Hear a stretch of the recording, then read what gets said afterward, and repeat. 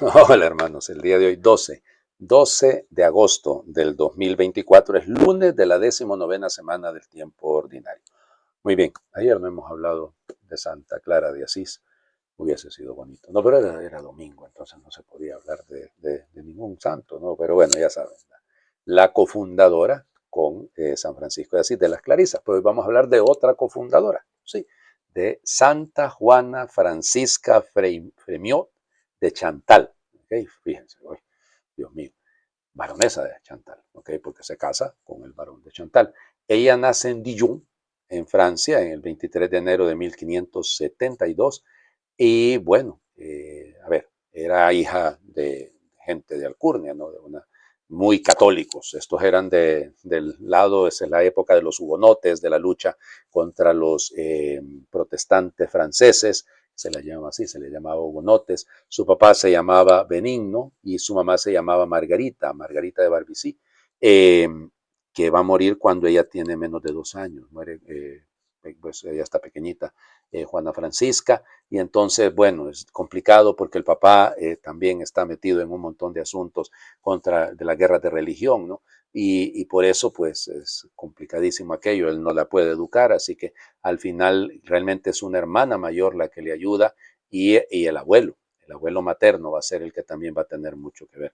Pues en 1590 y tantos se casa con Christopher, el barón de Chantal, como les digo, 1593, y tuvieron 6 hijos, solo que murieron 2 pequeñitos cuando estaban muy, muy pequeñitos. Y es una familia bonita, solo que lo mismo. En las guerras de religión, el varón pues sufre un tiro y lo trataron mal. Eso es lo que dicen los biógrafos, ¿no? Que y durante, oigan, fueron 9 largos años en los que ella lo cuidó, lo tuvo ahí 9 años, 9 días, 9 años, yo estoy pensando, 9 días después de que pues, lo balearon y estuvo muy, muy mal. Realmente parece ser que sufrió mucho, pero ella contribuyó, es parte de su vida, ¿no? Ayudarle al bien morir.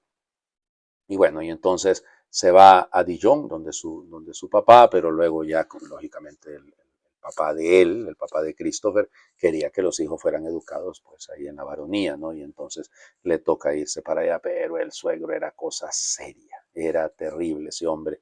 Pero fíjense que tenía de amigo al tal obispo de Ginebra, a San Francisco de Sales. Y entonces San Francisco entabla con Juana Francisca una relación muy bella de amistad, de dirección espiritual. Ella va a ser su hija espiritual. De hecho, muchos dicen que prácticamente los tratados, el tratado del amor de Dios, por eso se le representa a ella también con un Sagrado Corazón de Jesús. Acuérdense que visita andina Santa Margarita María de Alacoque, ¿no?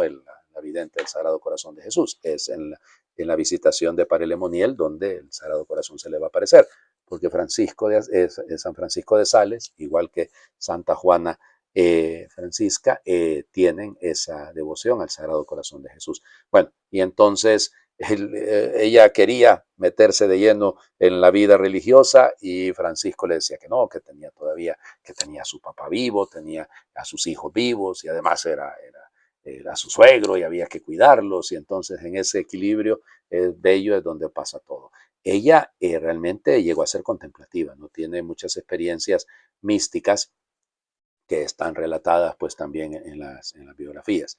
Y ya para 1610 en Annecy fundan el primer convento de la Visitación. Cuando ella muera, creo que van a haber más de 70 y tantos o 80 y tantos conventos en el mundo, sobre todo la mayoría ahí en Francia. Al inicio fue difícil, ¿no? Porque San Francisco de Sales, que recibieran en la Visitación a todos aquellos que no recibían los otros monasterios, las otras vidas, y además que ellas se dedicasen a la vida activa, sobre todo sirviendo a los más enfermos y a los pobres, pero resulta ser que al final van a tener problemas, tienen que redactar mejor la regla de tal manera que tengan una vida un poquito más de clausura, pero eso no le impidió a ella, tuvo muchas dificultades, ¿no? La regla de ellas, fíjense que está inspirada en San Agustín, es la regla de San Agustín. Bueno, igual, ya les digo, es el camino de la humildad, el camino de la mansedumbre. Eso es propiamente lo propio de San Francisco de Sales. Recuerden que es el patrono de la mansedumbre. Se aprendió a dominarse, aprendió como les diría, a controlarse. Y todo gira ahí, ¿no? Por eso el tratado del amor de Dios. ¿Ya? El tratado del amor de Dios, que ese es el tema que realmente importa, ¿no? Porque ese es el libro, la base, llamémosle así, y, fundamental de lo que quiere enseñar Francisco de Sales, y el mejor modelo va a ser ella, ¿no? Va a ser ella. Bueno, ella va a morir, miren, anduvo moviéndose. Es complicado también porque tenía los hijos, y entonces tenía fíjense, siendo religiosa, pero al mismo tiempo tenía que cuidar de sus hijos y todo.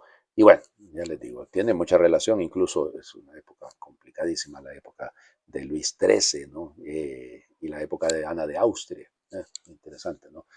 Ana de Austria es española, ¿no? Y bueno, de ahí vendrá Luis XIV, el Rey Sol. Y van a decir ustedes qué tiene que ver eso, porque fíjense, a ella le toca vivir 3 años en París, y mientras estuvo en esos 3 años en París, entró en relación con San Vicente de Paúl. Cuando muere en 1622 San Francisco de Sales, el director espiritual pasa a ser San Vicente de Paúl. Todo está vinculado, ¿no?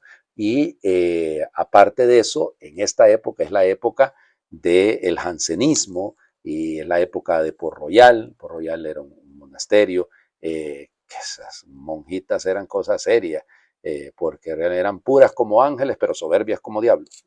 No lo digo yo, lo decían precisamente los santos de la época.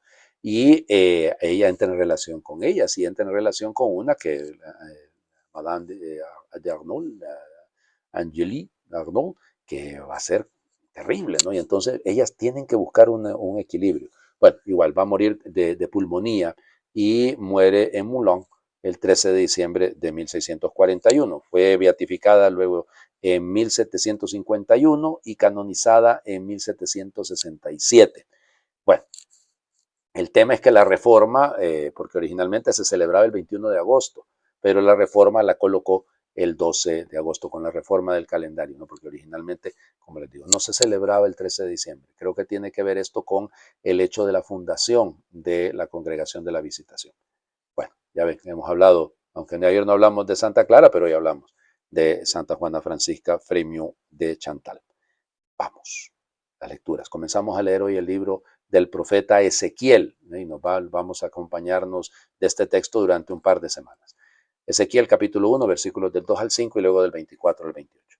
El día 5 del mes cuarto, era el año quinto de la deportación del rey Joaquín, me fue dirigida la palabra del Señor a mí, Ezequiel, sacerdote, hijo de Busí, en el país de los caldeos, a orillas del río Quebar, y fui arrebatado en éxtasis. Vi venir del norte un viento huracanado, una gran nube rodeada de resplandores y relámpagos, y en su centro algo parecido al brillo del ámbar. En medio aparecían 4 seres vivientes que tenían forma humana. Oía el ruido de sus alas cuando se movían. Era como el estruendo de un río caudaloso, como el trueno del Altísimo, como la gritería de una multitud, o como el estruendo de un ejército en batalla. Cuando se detenían, plegaban sus alas. Encima de la plataforma había una especie de zafiro en forma de trono, y de esta especie de trono sobresalía una figura que parecía un hombre. Vi luego una luz, como brillo de ámbar, como un fuego que envolvía al hombre, desde la cintura para arriba. Desde la cintura para abajo vi también algo como fuego que difundía su resplandor, parecido al del arco iris que se ve en las nubes cuando llueve. Tal era la apariencia visible de la gloria del Señor. Cuando yo la vi, caí rostro en tierra. Palabra de Dios. Te alabamos, Señor. ¿Alguno me puede describir todo lo que acabo de leerles? Piénsenlo. O sea, es una imagen, vamos, el padre Aldazábal dice que parece ciencia ficción. Y es cierto que tiene una imaginería extraordinaria. Bueno, miren, Ezequiel va al destierro en la primera deportación, en la del 597. Y va, por eso dice, quinto año de la deportación del rey Joaquín. Muy bien, entonces no es Sedecías, que es el rey que ha puesto Nabucodonosor, sino que es Jeconías o Joaquín. Bueno, igual. Está junto al río Quebar, está en el destierro. Interesante, ¿no? Un sacerdote que se va al destierro, que vive la experiencia de su pueblo. Cualquier parecido con mis hermanos nicaragüenses es pura coincidencia. Pero bueno, entonces, fíjense ustedes, es eso lo que ocurre. Entonces, la pregunta es, ¿dónde está Dios? Pues si Dios se olvidó de nosotros. No, la imagen que presenta Ezequiel es que Dios caminó con el pueblo. O sea, Dios también se fue al destierro, porque la aparición es en el río Quebar, todo aquello está indicando que Dios no abandona a su pueblo, sino y el hecho de todo el estruendo, los relámpagos, el viento huracanado, el color de ámbar, el trono, el zafiro, todo estos son elementos, llamémosle, de una especie de teofanía, de una manifestación de Dios. Entonces, decían los desterrados, bueno, entonces Dios nos abandonó. No, no, no, no. Ezequiel está queriendo decirles, en el fondo es un grito de esperanza, ¿no? Dios no nos ha abandonado, se vino con nosotros al destierro. Está con nosotros, nos está acompañando. Y eso es lo que hay que entender. Y eso es lo que hay que captar, ¿no? La belleza detrás de todo esto es que Dios nunca abandona a su pueblo. Vamos al Evangelio. Seguimos en Mateo, capítulo 17, versículos del 22 al 27. En aquel tiempo se hallaba Jesús con sus discípulos en Galilea y les dijo, el Hijo del Hombre va a ser entregado en manos de los hombres, lo van a matar, pero al tercer día va a resucitar. Al oír esto los discípulos se llenaron de tristeza. Cuando llegaron a Cafarnaúm, se acercaron a Pedro los recaudadores del impuesto para el templo y le dijeron, ¿acaso tu maestro no paga el impuesto? Él le respondió, sí paga, sí lo paga. Al entrar Pedro en la casa, Jesús se adelantó a preguntarle, ¿qué te parece, Simón? ¿A quiénes les cobran impuestos los reyes de la tierra, a los hijos o a los extraños? Pedro le respondió a los extraños. Entonces Jesús le dijo, por lo tanto los hijos están exentos. Pero para no darles motivo de escándalo, ve al lago y echa el anzuelo. Saca el primer pez que pique, ábrele la boca y encontrarás una moneda. Tómala y paga por mí y por ti. Palabra del Señor. Gloria a ti, Señor Jesús. Bueno, como son dos textos que parecen contradictorios de alguna manera. Lo primero es el segundo anuncio de la pasión.